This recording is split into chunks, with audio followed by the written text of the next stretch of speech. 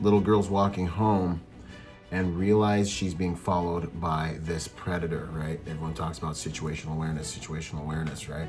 Remember, there's levels to this thing. I talk about a few different levels, but let's just see what we can learn from this situation. He's waiting around, waiting until she gets in the house. She opens the door, he grabs the door, he goes in. Very dangerous situation. What can she do to defend herself, right?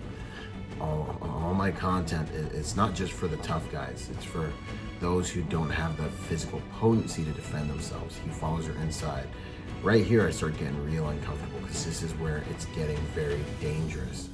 She goes in, boom, hard right.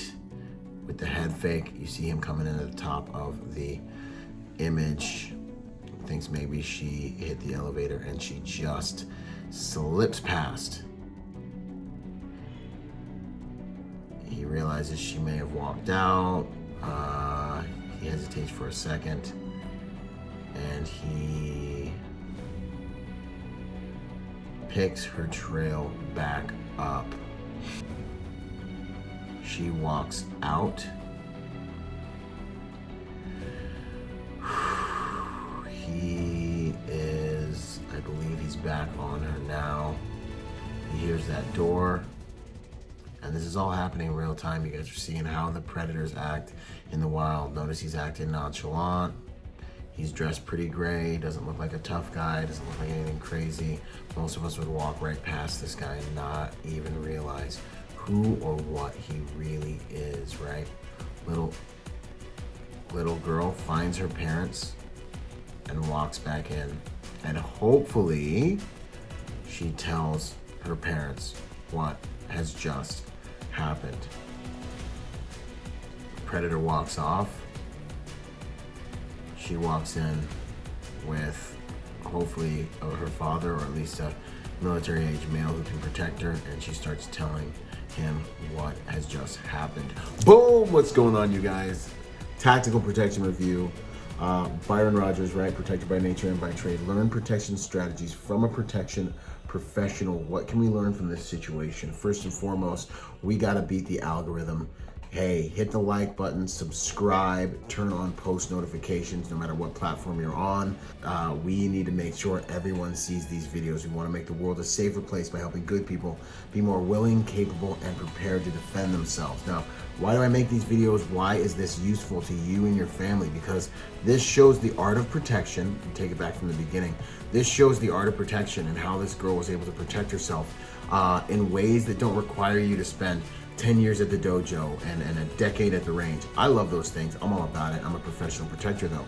You know, I'm a 240-pound black guy that's been studying combat my entire life, but most of you don't have that. This little girl doesn't have that. That's why this content is so important. You need to upgrade your software, your soft skills, right? Learn how to live a safer pattern of life. So as you look at this situation, listen and see the types of things you can take from it and apply to your life, whether you're a single mom, a little girl, whoever it is, right?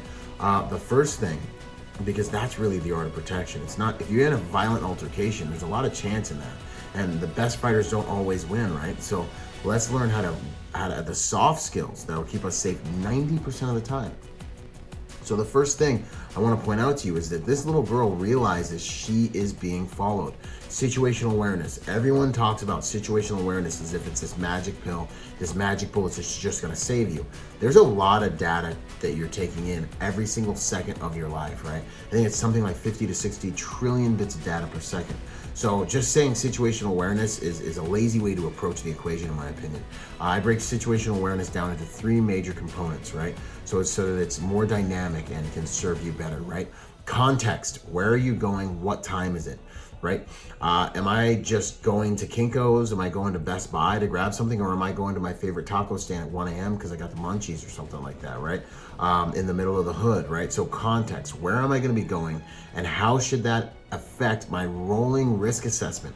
I'm constantly looking for threats, and threats plus my behavior equals the amount of risk. My behavior going to that taco stand, and then the actual threat profile of that environment relative to that the context of the environment should help me increase my posture and my awareness and looking for threats, right? So first and foremost, you've got to understand your context, where you're going. You've got to be doing a rolling risk assessment. This little girl saw this guy, realized, like, context is, I'm walking home from school and this is when predators are looking to grab little kids, possibly, right? But also beyond that, this is why it's a three-pronged approach. Maybe it's just a normal day. It looks like she's got her backpack and stuff on. So, you know, when you're teaching your kids, when your kids are walking home from school or taking the bus home from school or playing outside, make sure they are looking for predators. You know, make sure they understand, like, hey, if anyone's sitting there watching you, go to a safe location. Go to a location with a lot of adults. Come inside, lock the door. You've got it. The educational component is so important because that's what helps us avoid being victimized. And someone hopefully did the right thing for this girl, or she's wise beyond her years, right? So context, tactical positioning. Why is this guy following me? Why is this guy loitering around watching me? When I'm in an environment, where is everyone else relative to me? Is someone trying to stand in my corner panel where they can see me and I can't see them, right? Tactical positioning, that's huge for your situational awareness shortcut. And then that rolling risk assessment. So 3 prongs: context, tactical positioning, rolling risk assessment. Now, the other thing I love about this girl is you're not gonna win necessarily because you're bigger, stronger, faster, but you're gonna win because you're thinking if you can win, right? So she comes in here and you see her, she knows she's being followed. And she comes in, and if you look at the top of your screen, you'll see her come in. She's thinking, she's like, what do I do? Boom, and she makes a hard right, which increases the probability of him missing her. I mean, this is really, really, really close, and he just misses her. Then he realizes, okay, boom, I think I missed her, and she walks back out into the public, right? You think someone's following you? Don't turn around and fight them. Don't turn around and confront them unless you're like, you know, me or somebody who knows they can do that and happens to have weapons and equalizers and years of training on his person, right? You think someone's following you, duck into a Starbucks, duck into a highly populated place that'll make it so they don't want to do whatever deed it is that they want to do. If there's a hard room, you know, somewhere that you can lock yourself in and they can't get in, then yeah, that's an option. But civilians many times don't understand what a real hard room is. 90% of the doors out there, anyone who understands anything about combatives and has a background knows that you're not safe inside a door. I can kick a door in 2 seconds. You're not, you know, you just basically caught yourself for me, you know? So I say your best thing to do is get into a public environment, duck into somewhere where there's more eyes and possibly more good people who can help you. She did the right thing by ducking out and going back into the public and finding another male that can help defend her and protect her. And then, yes, tell whoever it is, if you can get any identifying information. Another really effective tool, if you think you're being followed, bust out your cell phone and start recording. And start recording everyone around you. You know, get on your phone, get on a video call and start showing that person. As long as you're in the public, you're probably in a relatively safe place, unless you've made some bad life decisions and someone's just there to whack you and then run off, right? So remember, teach your children these things. Share these videos with your kids. Share this video with your daughter, with your girlfriend. You know, these people that believe nothing bad can happen because nothing bad has happened, right? This stuff happens every single day, and the human trafficking industry is one of, if not the biggest industries. It's one of the biggest industries in the world right now that is exploding. So protect your loved ones, and most importantly, go to protectornation.com.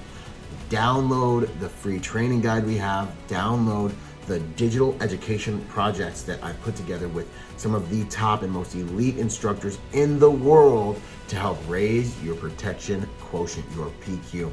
I make these videos because I love you guys. I want to make the world a safer place by helping good people become more dangerous. Byron Rodgers, protected by nature and by trade. I'll see you out there training or on the next piece of content. Out. Boom!